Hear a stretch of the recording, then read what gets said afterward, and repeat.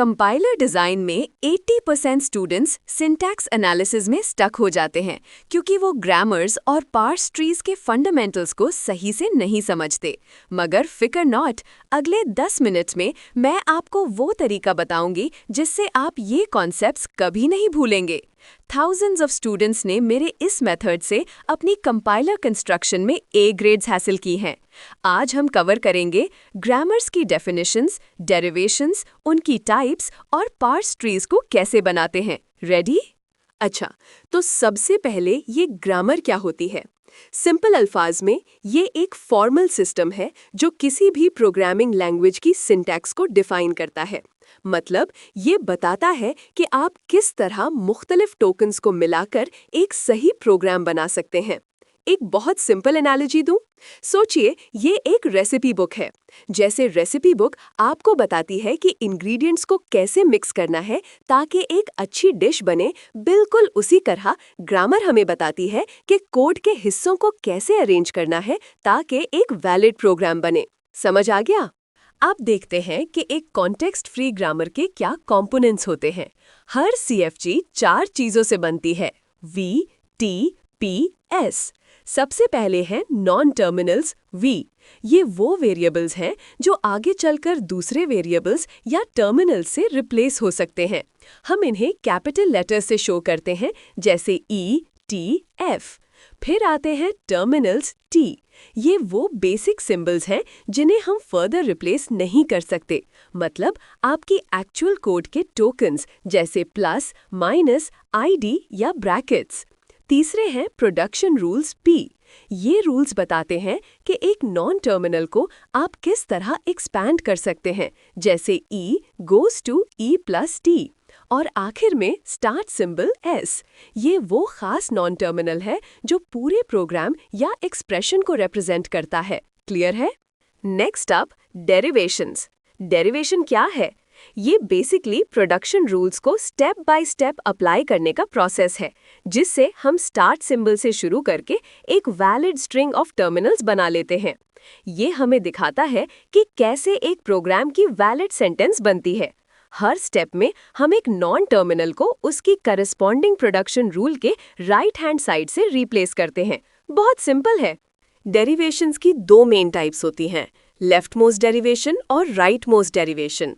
Left most derivation LMD में हम हर step में जो सबसे लेफ्ट मोस्ट नॉन टर्मिनल होता है उसको रिप्लेस करते हैं, और राइट मोस्ट डेरिवेशन RMD में ऑब्वियस सी बात है, हम हर स्टेप में सबसे राइट मोस्ट नॉन टर्मिनल को रिप्लेस करते हैं।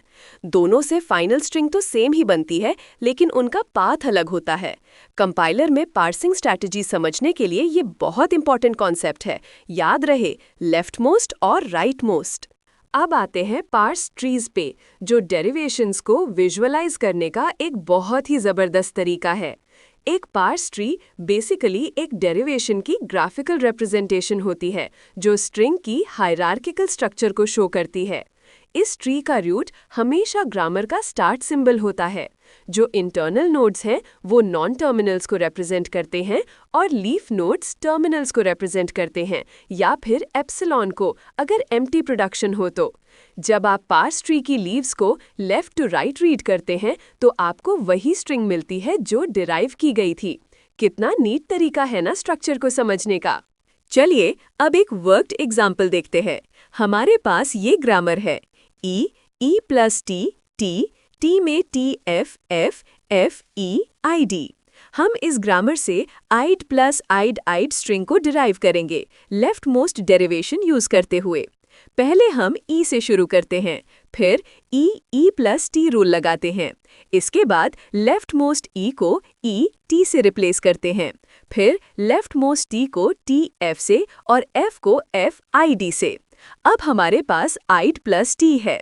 लेफ्ट मोस्ट टी को टी टी एफ से एक्सटेंड करते हैं, दोबारा लेफ्ट मोस्ट टी को टी एफ से और एफ को एफ आई डी से रिप्लेस करते हैं, और आखिर में रिमेनिंग एफ को एफ आई डी से रिप्लेस करके हमें मिल गया आइड प्लस आइड आइड। इसकी पार्ट्स ट्री आप स्क्रीन पर देख सकते हैं। कितना सिस्टमैटिक तरीका है ना। अच्छा, तो अब आप सोच रहे होंगे कि ये सब कॉन्सेप्ट्स रियल वर्ल्ड में कहाँ यूज होते हैं। बहुत जगहों पर। सबसे पहले और सबसे इम्पॉर्टेंट, कंपाइलर डिज़ाइन में। ग्रामर्स और पार्स ट्रीज सिंटैक्स एनालिसिस यानी पार्सिंग फेज के लिए बैकबोन्स हैं। यही है जो कंपाइलर को बताते हैं कि आपका कोड सिंटैक्टिकली सही है या नहीं, और इसी से एब्स्ट्रैक्ट सिंटैक्स ट्री AST बनती है। दूसरा, लैंग्वेज डिज़ाइन में। चाहे वो प्रोग्रामिंग लैंग्वेज हो या कोई और फॉर्मल लैंग्वेज, ग्रामर उसकी स्पेसिफिकेशन डिफाइन करती है। फिर नेचुरल लैंग्वेज प्रोसेसिंग NLP में भी इनका यूज होता है, ताकि कंप्यूटर्स इंसानी जबान की सेंटेंस स्ट्रक्चर को समझ सके। और last but not least, XML और JSON पार्सिंग में भी ये फंडामेंटल हैं, डेटा फॉर्मेट्स को वैलिडेट करने के लिए। देखा कितनी सारी एप्लीकेशंस हैं। चलिए जल्दी से एक समरी देख लेते हैं। हमने सीखा कि ग्रामर एक फॉर्मल सिस्टम है जो किसी भी लैंग्वेज की सिंटैक्स डिफाइन करता है, बिल्कुल रेसिपी बुक की तरह। एक कॉन्टेक्स्ट फ्री ग्रामर के 4 मेन कंपोनेंट्स होते हैं: non terminals, terminals, production rules और स्टार्ट सिंबल। डेरिवेशन वो प्रोसेस है जहां हम प्रोडक्शन रूल्स को यूज करके एक स्ट्रिंग बनाते हैं। इसकी 2 टाइप्स हैं, लेफ्ट मोस्ट और राइट मोस्ट, जो अलग बात से सेम रिजल्ट देती हैं। और पार्स ट्री इन डेरिवेशंस की ग्राफिकल रिप्रेजेंटेशन है जो हायरार्किकल स्ट्रक्चर दिखाती है। ये सब कॉन्सेप्ट्स कंपाइलर पार्सिंग और लैंग्वेज स्ट्रक्चर को समझने के लिए बहुत ज़रूरी हैं। उम्मीद है सब क्लियर हो गया होगा। उम्मीद करती हूँ आपको ये लेक्चर पसंद आया होगा और आपने ग्रामर्स, डेरिवेशंस और पार्स ट्रीज को अच्छी तरह समझ लिया होगा। अगर आपको ये वीडियो पसंद आई है तो प्लीज़ इसको लाइक करें, मेरे चैनल को सब्सक्राइब करें और बेल आइकन दबाना मत भूलें, ताकि आप मेरी कोई भी अपकमिंग वीडियो मिस न करें। आपके कमेंट्स और फीडबैक मेरे लिए बहुत इंपॉर्टेंट है, तो ज़रूर शेयर करें। Stay curious, keep learning. ये थी आपकी प्रोफेसर लाइबा साइनिंग ऑफ।